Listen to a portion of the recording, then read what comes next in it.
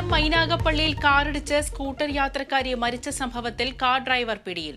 കരുനാഗപ്പള്ളി സ്വദേശി അജ്മൽ പിടിയിലായത് ശാസ്താംകോട്ടയിൽ നിന്നും. അജ്മലിനെതിരെ മനഃപൂർവ്വമുള്ള നരഹത്യയ്ക്ക് കേസ്. അജ്മലും കാറിലുണ്ടായിരുന്ന വനിതാ ഡോക്ടറും മദ്യപിച്ചിരുന്നുവെന്ന് സ്ഥിരീകരണം. ഇടിച്ച ശേഷം നിർത്താതെ ശരീരത്തിലൂടെ കാർ ഓടിച്ചു കയറ്റി.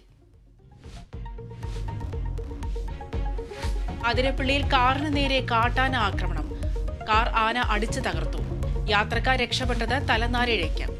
ആക്രമണം പ്ലാന്റേഷൻ കോർപ്പറേഷൻ കാലടി ഗ്രൂപ്പിലെ കല്ലാല എസ്റ്റേറ്റിൽ.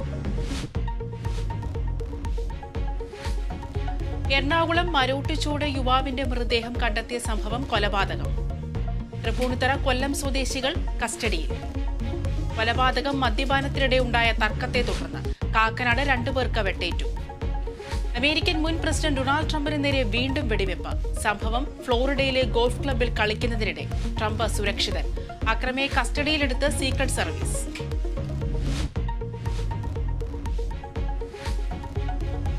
നിപ ബാധിച്ച യുവാവ് മരിച്ച മലപ്പുറം തിരുവാലിയിൽ ജാഗ്രത തുടരുന്നു. ജില്ലയിൽ മാസ്ക് നിർബന്ധമാക്കി. രോഗലക്ഷണമുള്ളവരെ കണ്ടെത്താനായി സർവേ ആരംഭിച്ചു. മരിച്ച യുവാവിന്റെ റൂട്ട് മാപ്പ് ഇന്ന് പുറത്തുവിടും. അരവിന്ദ് കെജ്രിവാൾ നാളെ മുഖ്യമന്ത്രി സ്ഥാനം രാജിവെച്ചേക്കും. പുതിയ മുഖ്യമന്ത്രിക്കായി ചർച്ചകൾ തുടരുന്നു. അതീഷി മല്ലയ്യയുടെ പേരിന് പ്രഥമ പരിഗണന. രാജിവെക്കരുതെന്ന് ഒരു വിഭാഗം MLA മാർ.